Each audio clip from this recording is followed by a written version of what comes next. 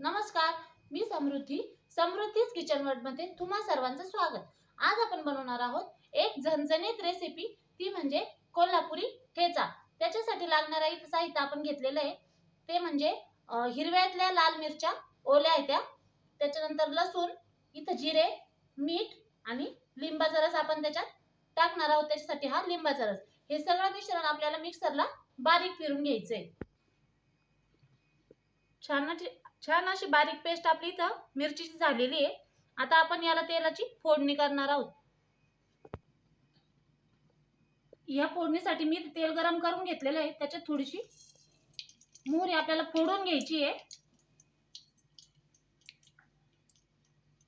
आणि ही बारीक केलेली पेस्ट याच्यात आपण आता टाकून घेणार आहोत।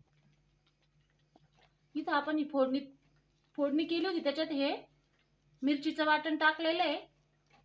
लिंबूच्या रसामुळे ते थोडंसं पातळ झालं होतं, ते आता आपल्याला थोडंसं घट्टसर असं करून घ्यायचं आहे, जेणेकरून आपली कोल्हापुरी ठेचा आहे आपला हा तो 15 दिवस तरी निदान टिकल, खराब होणार नाही। त्यामुळे आपण याच्यातलं पाणी आता आटवून घेणार आहोत। थोडंसं छान कलर आलेला आहे आपल्या चटणीला, लालसर असा। मिरचीमुळे ओल्या मिरच्या घेतल्या होत्या मी इथं, हिरव्या मिरच्यातल्या ओल्या मिरच्या त्या लाल झालेल्या। तुम्ही पण याच पद्धतीने नक्की करून बघा।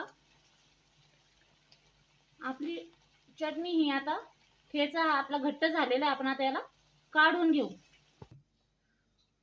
छान असा आपला एकदम लाल भडक असा कोल्हापुरी ठेचा इथं तयार झालेला आहे। तुम्ही भाकरी सोबत मस्त कांद्या बरोबर हा ठेचा खाऊ शकता। रेसिपी आवडली असेल तर लाईक आणि सबस्क्राईब करायला विसरू नका। धन्यवाद।